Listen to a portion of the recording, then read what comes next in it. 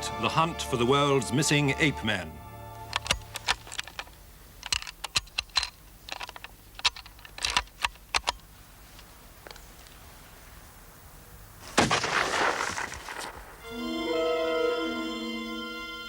In the wild tracts of the Pacific Northwest of America, men are now out to try to kill the ape man. Indeed, is this uniquely film of Bigfoot, the Yeti of the United States? Is this the footprint of the abominable snowman of the Himalayas? Lord Hunt of Everest fame is a believer. Mysteries from the files of Arthur C. Clarke, author of 2001 and inventor of the communications satellite. Now in retreat in Sri Lanka, after a lifetime of science, space and writing, he ponders the riddles of this and other worlds. It may seem incredible that creatures like large man-apes can still exist in the modern world. Yet the evidence for this is now quite considerable.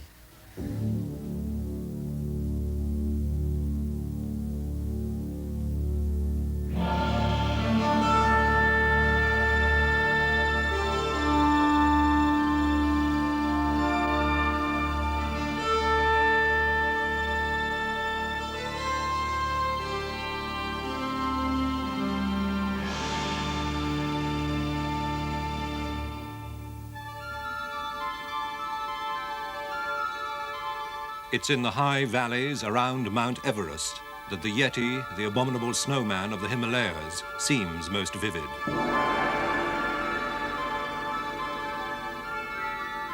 For the Sherpas of the high mountains, there are no doubts. The Yeti is woven into their rituals and their lives.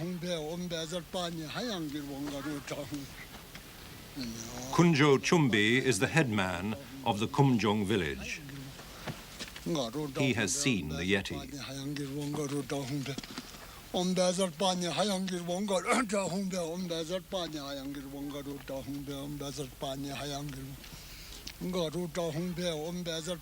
In the monastery above the village, he keeps what he believes to be its scalp, preserved as a relic in a box.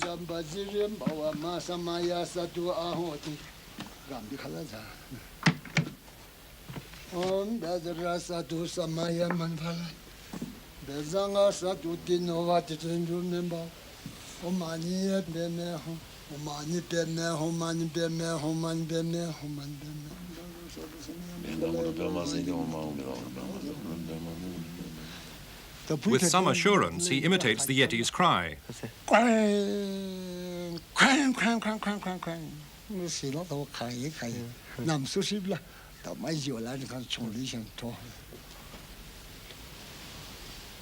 That cry is listened to in fear by the Sherpas. 6 years ago, Lakpa Damani heard it close by. A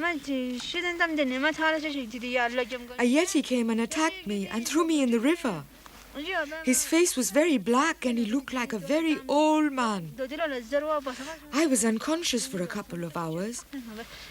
When I woke up, I saw the Yeti had killed some yaks and a cow. She says the Yeti had picked up and thrown into the river her.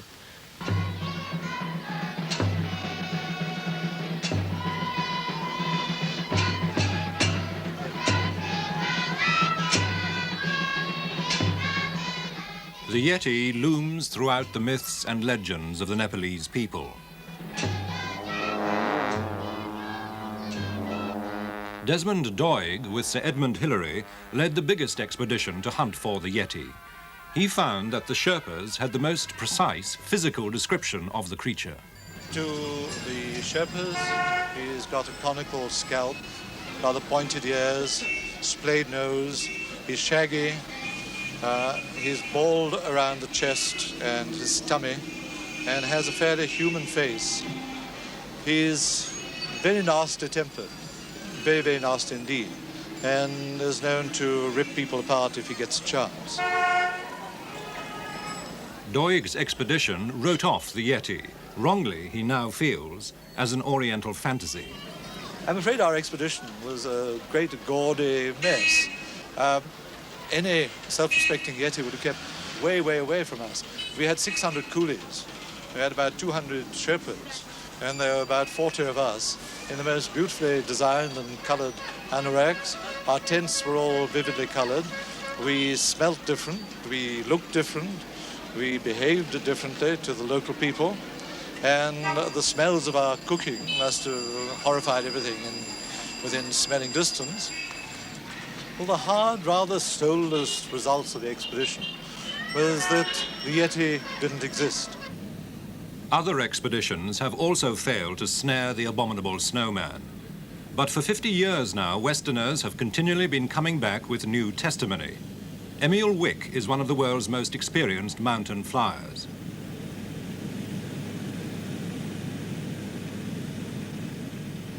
Two years ago, he was taking a party of Japanese tourists on a flight over Kanchenjunga.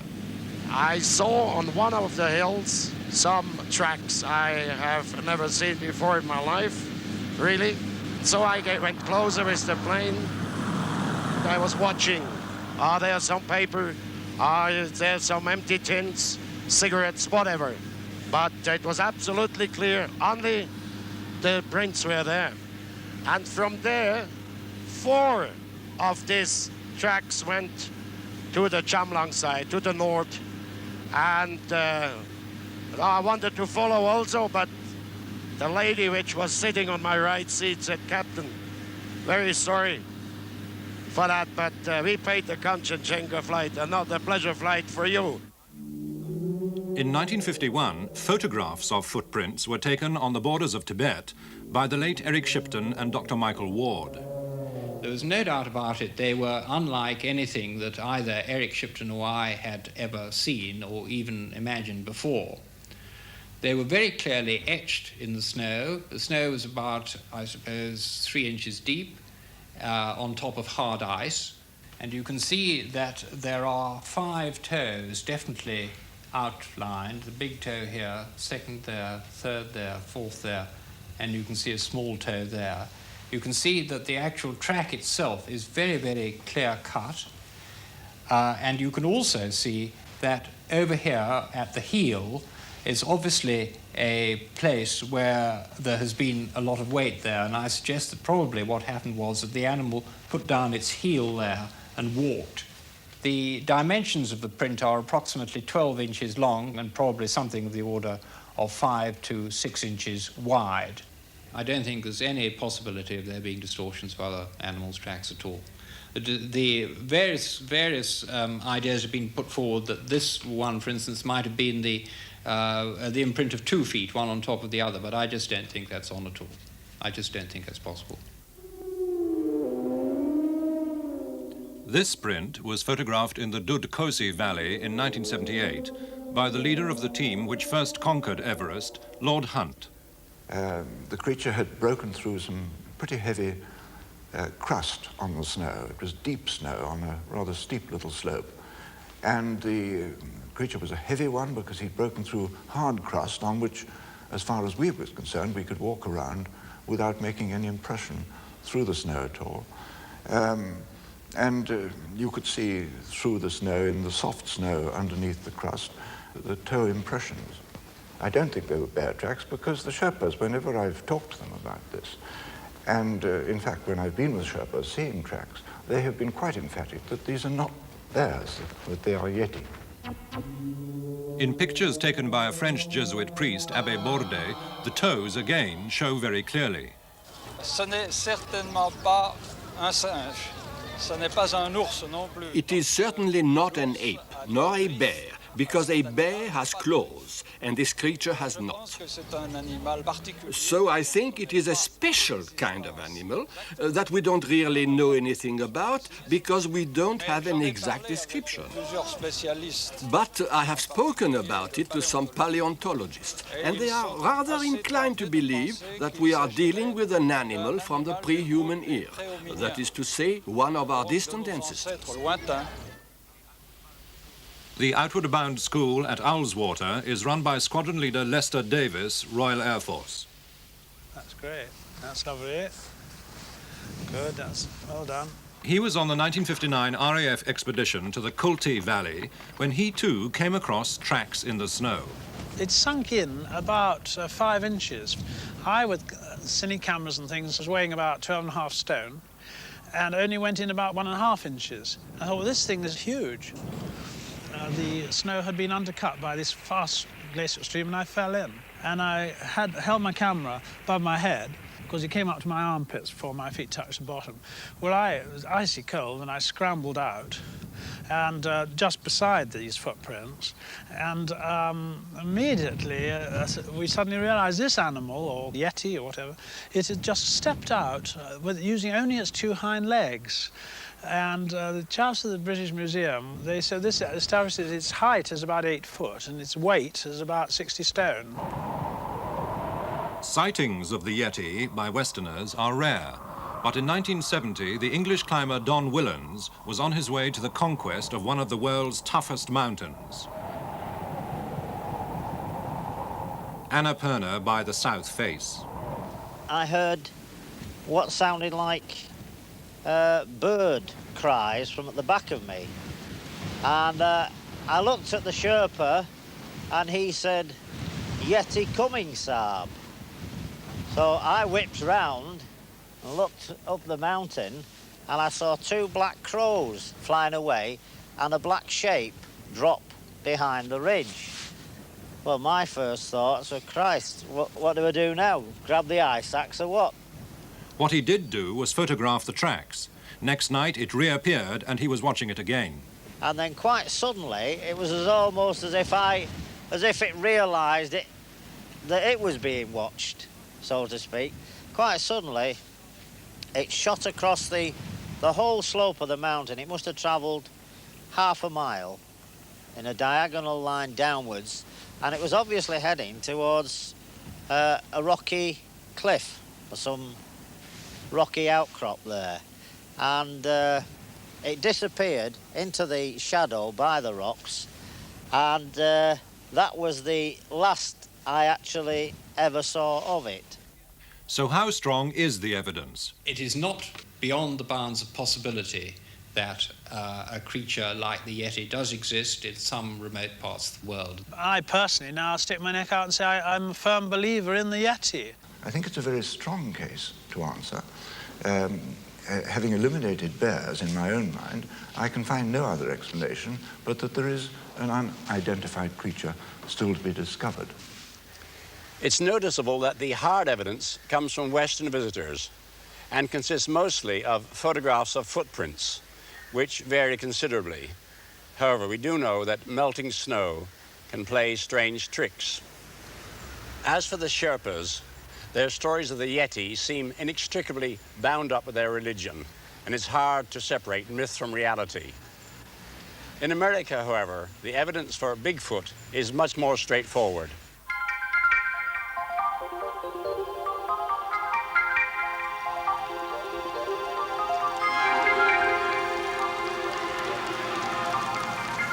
Indeed, Dr. Grover Krantz, one of the anthropologists who has studied Bigfoot, or the Sasquatch as the Indians call it, is so certain that a man-ape exists in the northwest of the United States that he goes out regularly to try to track and kill just one specimen. I'm convinced that these creatures exist for a variety of reasons. One of these, perhaps the most important to me, is a careful study of the footprints that has satisfied me that in at least some cases these footprints could not have been faked.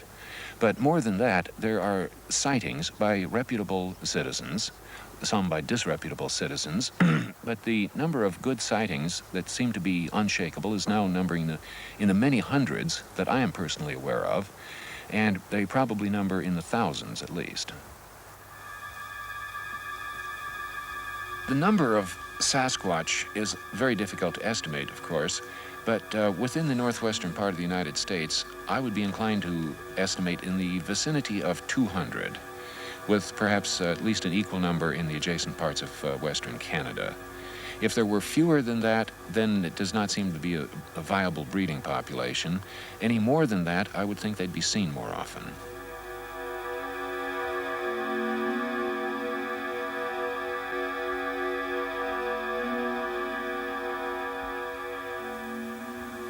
Here in the Pacific Northwest, there are thousands of square miles of empty, desolate country where nobody lives. Almost never does anybody travel through it, and something like the Sasquatch could quite easily live here, being only occasionally seen, and no remains ever being found is not at all surprising.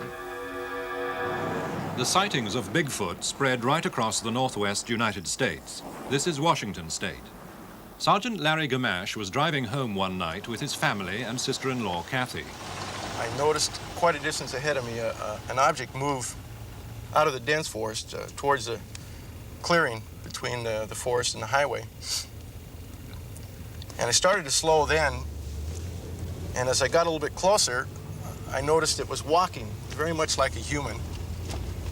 Arms down at its side, swinging just in a normal walking gait. It just got bigger and bigger as we went closer to it. And it was hairy and just didn't look, well, I wanted to close my eyes, but you didn't want to. You want to look, you want to see what you're going to see, but yet you don't. The most impressive thing was the human features in the way that it walked. The fact that the facial area wasn't really covered with a lot of hair. The eyes, you know, seemed normal as I looked through the windshield at him. And the height, you know, the size, the sheer physical size of it, it had to have been, in comparison to what I can relate back to today, maybe 7.5 feet tall. Because I had to physically look up through the windshield to see the face and the head. And I was in a pickup truck, so they sit up quite a bit higher than a car. So it was at least 7 feet, maybe 300, 350 pounds. Bigfoot now emerges often enough to get on television news. This is KFYR, Bismarck, North Dakota. It's here, in and around Little Eagle, South Dakota, where there have never before been any sightings of the so-called Bigfoot or Sasquatch, where the people of this small community are now becoming believers. There have been 17 sightings of the creature in the past month. The latest sighting was at the Shooting Bear residence on a bluff overlooking the town. Last Tuesday night, Hannah Shooting Bear saw the creature from her house while it was looking in the window of her daughter's trailer about 30 yards away. Elderly Hannah was the only one to see the creature, but her son-in-law is reported to have fired several rifle shots into the air after it had moved off. What do you think they ought to do about him around here? Kill him. He might hurt somebody. Despite that recommendation, the Bigfoot hunters want to keep him alive. Their plan is to lure him into an area where they can either take his picture or shoot him with a tranquilizer. They believe in the notion suggested by an outsider that Bigfoot is attracted to menstruating women. This bait consisted of some used feminine articles. Dennis Newman reporting from Little Eagle, South Dakota. Across the mountains on the Pacific coast in Washington State, veteran hunter and Rockingham County police officer Kenny Cooper was driving along this road when he heard a weird noise. I was coming down north on this road here, and I heard some noise screaming back in here. And all the time I was going along, he was screaming. And everybody in Whatcom County could hear it because I did have the police mic outside. So they were listening to whatever it was that I was hearing. And the noise that was coming from that creature is what was on the recorder here.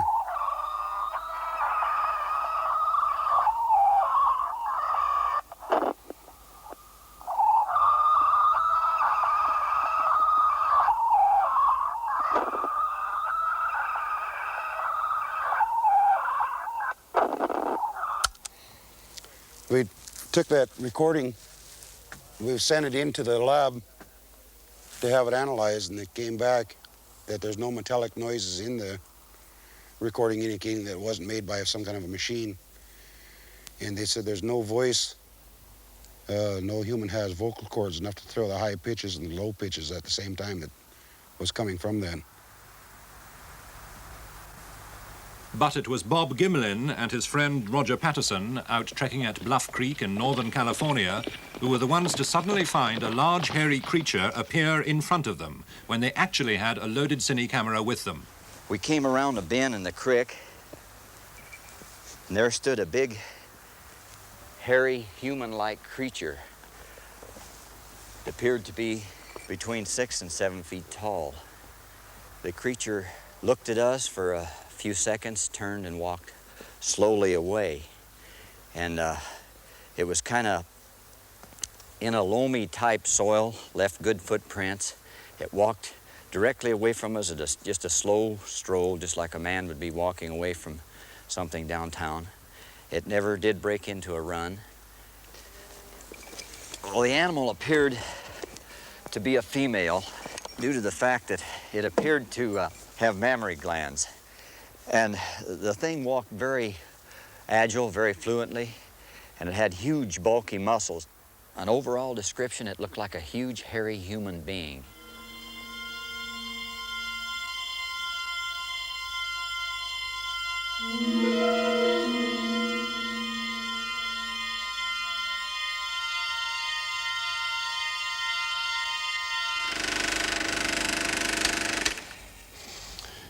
Well, English and Russian scientists have analyzed this film very carefully, and they've concluded that the stride is quite unhuman and be very difficult for a man to imitate. However, I think we showed in the beginning of 2001 that skilled mimes can make completely convincing ape men. So this is not proven. But the Patterson film did have backup evidence, which is now in the hands of Dr. Grover Krantz. By far the most convincing evidence is the plaster casts that I've got here of the footprints. I'll show you some of them here. For instance, here is a track that was cast right after Roger Patterson made his movie in Northern California. The imprint of the foot not only pressed into the ground, but also in pushing off, it raised a mound of dirt in the middle of the footprint. And this indicates that it was a flexible foot, and a rigid fake could not have made this. That's not as convincing as this other track. This is a 17-inch track that was picked up in northeastern Washington state. And this is what was evidently a crippled individual, because here we have two tracks of the same individual. You're looking at the bottom of the feet. And this right foot is crippled. It is distorted lengthwise, bent, missing one toe. And most critically, the two bulges on the outside of the foot represent spaces between bones. And if this had been just a gigantic human foot, or some kind of fake like that, these bulges and the bone spaces should have been set farther back. The fact of where they are indicates that this is a foot designed with different leverage, a longer heel, shorter forepart, which is exactly what would have to be done to make a foot that would lift an 800-pound animal. Homesteader Grover Kiggins and his daughter Millie saw evidence that Bigfoot has a stride to match the size of its feet.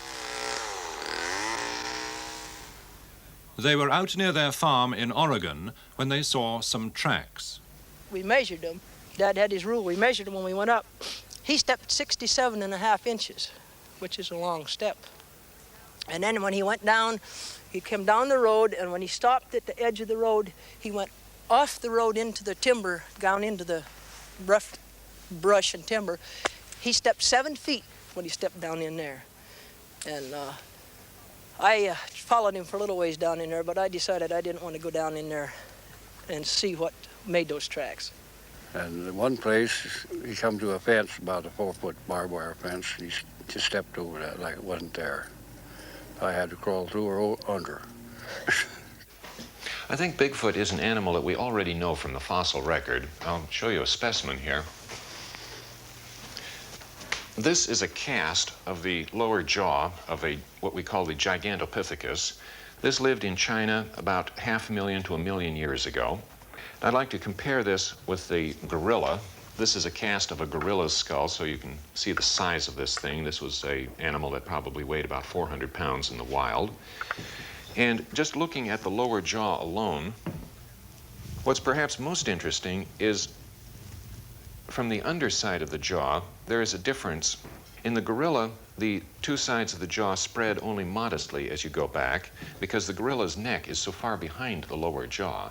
If that neck were moved forward, the jaw would have to widen to make space. In the Gigantopithecus, the jaw is spreading at a much wider angle, and the only obvious reason for that is the neck is in the way, and that means the head was set on top of the body instead of hung forward, and it's a fair presumption that this was an erect bipedal animal. So we end up with the description of Gigantopithecus being an erect biped, standing perhaps 8 feet tall, weighing about 800 pounds, and being presumably covered with hair. This was too early to have cultural activity, probably no more intelligent than an ape, and this, of course, is an exact description of the living Sasquatch.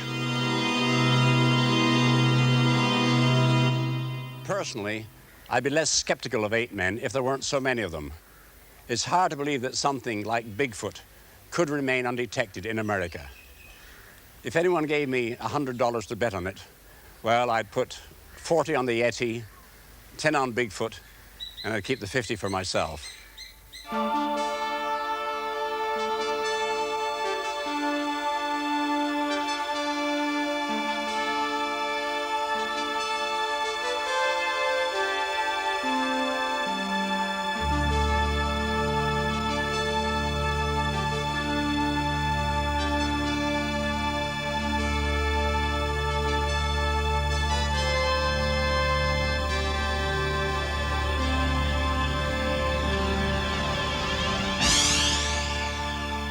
Next week, the gigantic drawings only the gods could see.